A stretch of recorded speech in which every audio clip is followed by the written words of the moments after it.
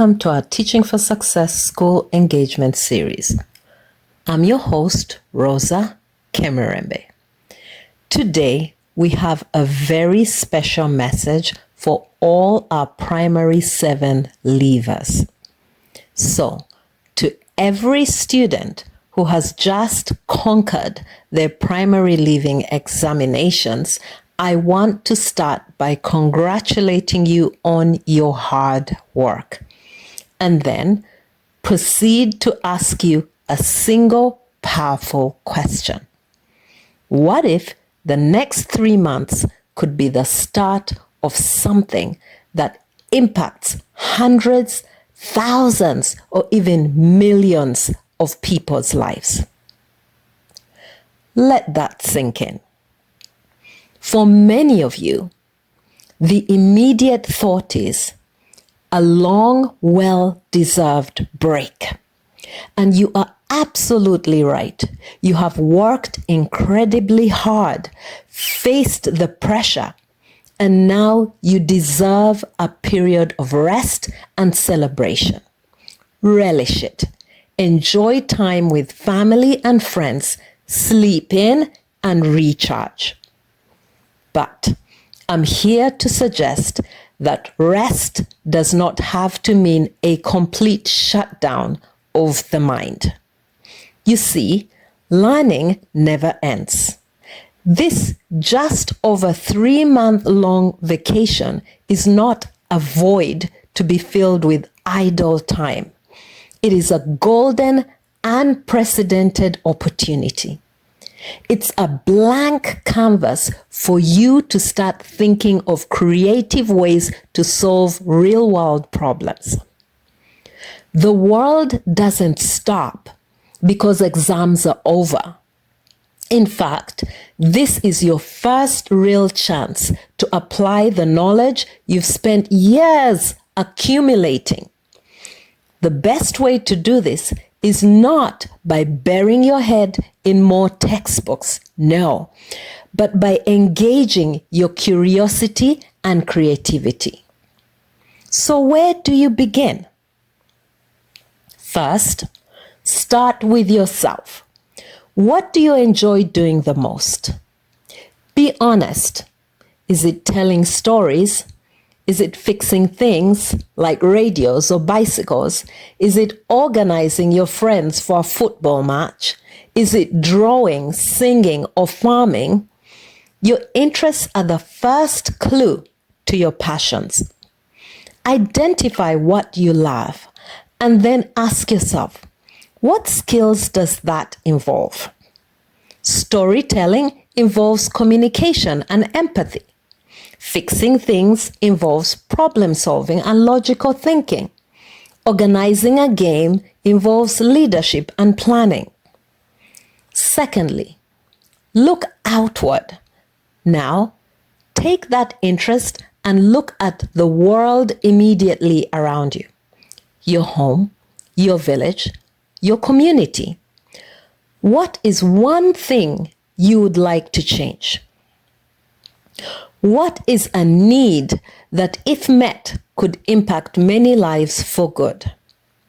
Maybe it's the problem of plastic waste piling up. Maybe it's that young children who are struggling with reading. Perhaps it's that farmers have a hard time knowing the best market prices for their crops. Look for a problem that connects with your interests. Thirdly, collaborate and research.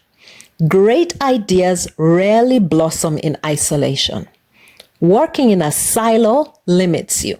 Collaboration multiplies your brain power. Talk to your friends. What do they think? Who can you collaborate with? Then research. This is where you become a detective. Where can you find information? Search online. Safely. Find reference books in a community library, or most powerfully, interview people. Talk to a local artisan, a farmer, a health worker. Ask them about the problem you've identified. Their insights are gold. Fourthly, build a plan. Now, let's get practical. What materials would you need to create a solution? It could be as simple as cardboard, seeds, or a shared notebook. How will you market your product or your service? A simple demonstration for your family, a poster in the local trading center. Create a simple timeline for yourself. By the end of this month, I will have finished my research. By next month, I will have a prototype. Then, the most important step, have people test it. Share your idea, your simple product, or your service that you hope to provide with family and friends. Does it work? What feedback do they have? This tests the viability of your idea. Don't be afraid if it fails at first. Every failure is a lesson that teaches you how to succeed. Finally, create and present. Refine your idea based on feedback and create your final product or your final plan. Present it, show it to your family, your friends, share it on social media, or present it to your community leaders. You could present it using a poster, you could present it using a Google slide, you could present it in a recording, or many other ways that are creative and interesting as well as engaging. Now, you might wonder, why put my brain through all this during the holiday? Here's the science. Your brain is not a static organ. It's like a muscle.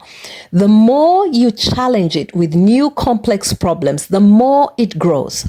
When you learn something new or solve a tricky problem, your brain cells, called neurons, form stronger and more numerous connections between them.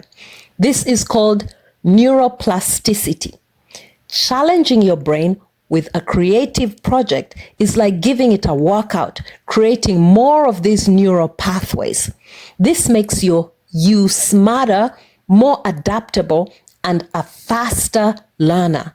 Skills that will give you a huge advantage in secondary school and beyond. Remember, lifelong learning isn't just for educators. It's for every single one of us.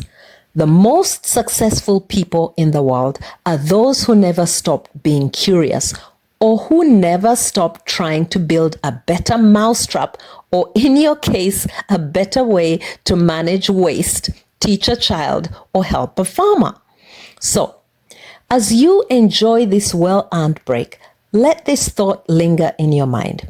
Your vacation is not a pause button on your potential. It's a launch pad. You have the time, the energy, and the innate creativity. Start with what you love. Observe the world with a critical eye. Collaborate with others and take that first small step. You'll be amazed at what you can build in 3 months. You have just finished one chapter. The next one is yours to write. Make it groundbreaking. Thank you.